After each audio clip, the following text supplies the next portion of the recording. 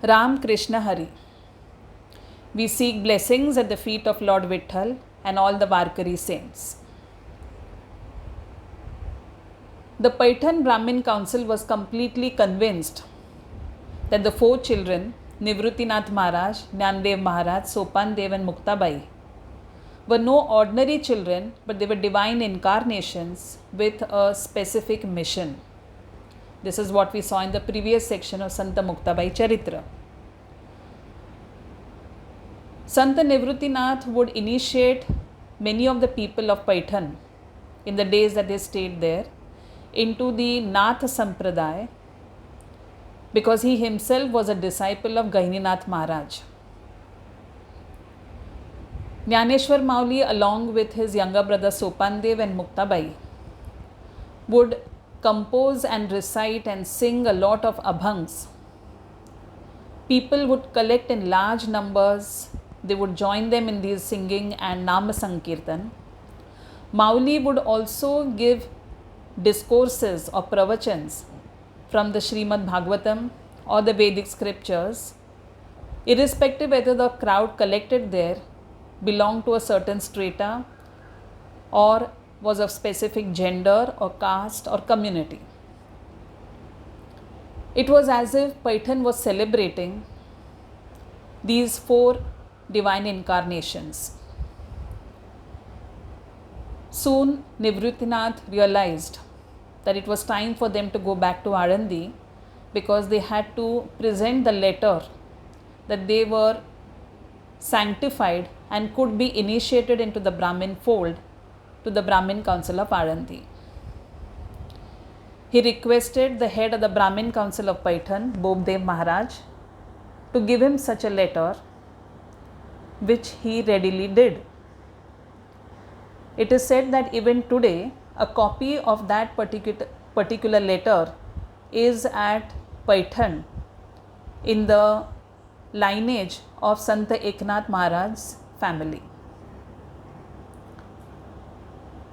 Now it so happened that Nivruttinath Maharaj, along with his brothers and sister, left from Paitan, no doubt, but along with them they had two more companions. One was the owner of the buffalo which recited the Rigved, and the other was the buffalo itself. These 6 of them travelled and came to a place called Nivasa. Nivasa has a great importance, as we will learn in the further episodes to come, but as of now we mention a particular incident at Nivasa. Nivasa is in the Nagar district. Now when these brethren reached there, they saw a huge funeral procession, thousands of people accompanying the funeral, and they realized that the man who died must not have been an ordinary person, otherwise so many people would not attend his funeral.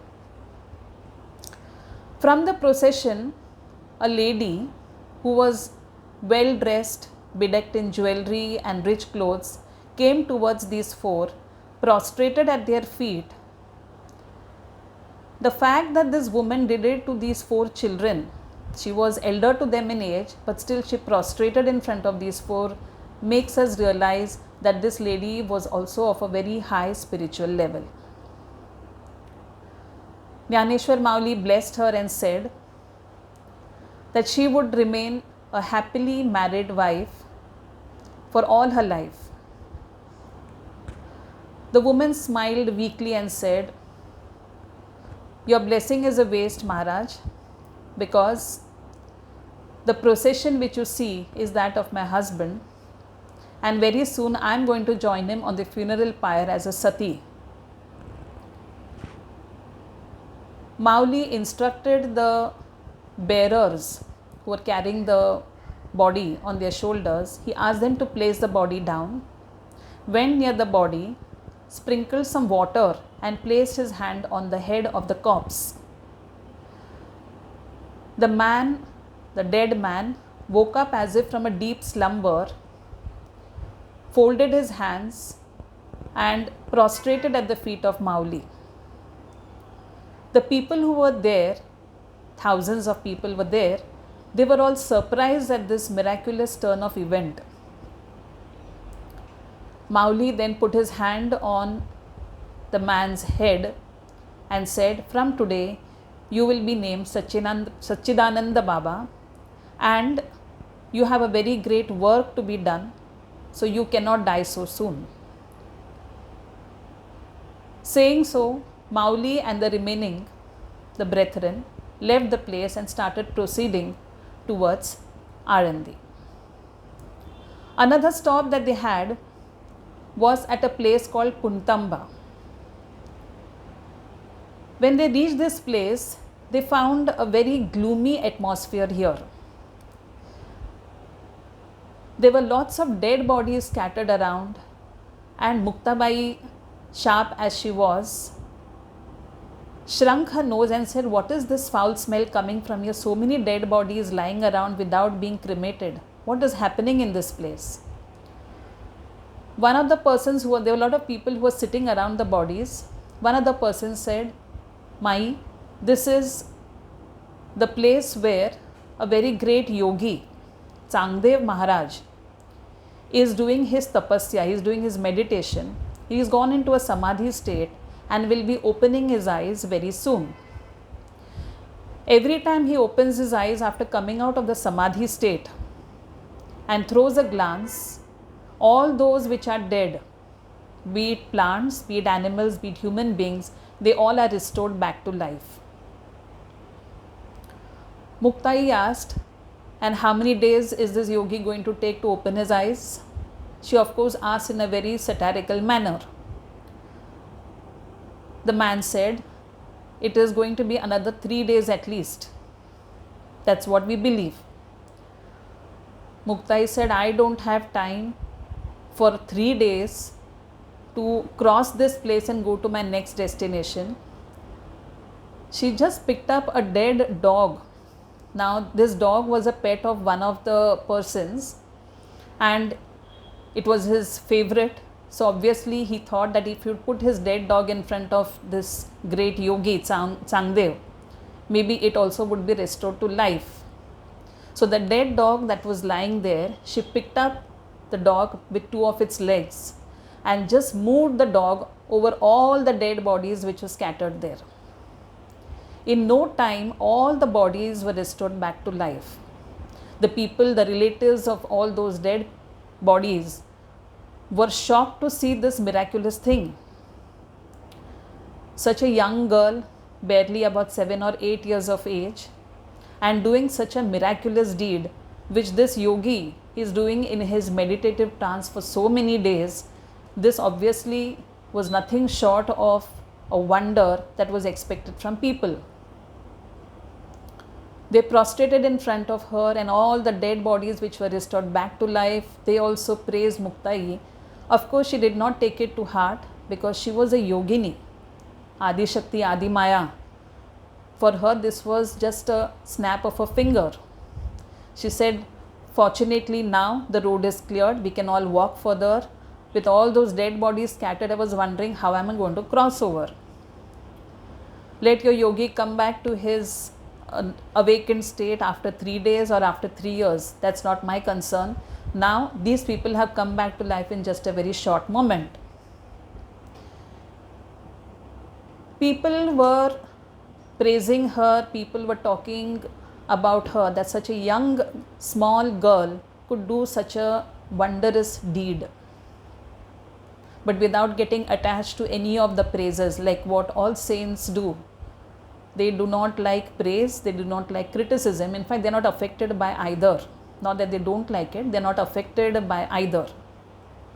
Like Sant Tukaram says in one of his abhangs, "Nako ninda, nako vanda, amcha swahitacha dhanda." That means we don't want your praise, we don't want your criticism. We only know that we have to ultimately follow our path towards the divine, the ultimate. The brethren, along with the buffalo and its owner, moved forward. Now they came to a place called Aregaon. Aregaon was famous for people who were very rigid and very particular about their customs. They were orthodox and superstitious also to a great extent. At Aregaon, the brethren, when they came there, the buffalo, something has to be mentioned about it, that right from the time it had started reciting the Rigvedic chants at Paithan, when Mauli had initiated it, the buffalo had not stopped reciting, it was continuously chanting the Vedas, the Rigvedic chant. When they came to Aregaon, the buffalo was continuing with his chant. The people there did not like to hear this. They came to Mauli and they said, please stop this Rigvedic chanting, this Vedic chanting. Your buffalo's voice is annoying us. We do not like to hear this chanting at all. Please stop it somehow. Mauli smiled at them and said, so be it. He went to the buffalo, put his hand on its head and said, Nyanba, stop the recitation now. It's enough. The buffalo took a deep omkar and fell down dead. The spot where it has fallen down dead, a samadhi was built for it by these four brethren. And today also at Aregaon, it is called Rediachi Samadhi. One more thing to be noted here was the people had complained they could not bear the sound of Vedic chanting. Till date, Aregaon does not have any Vedic chanting done at all because Mauli said, so be it.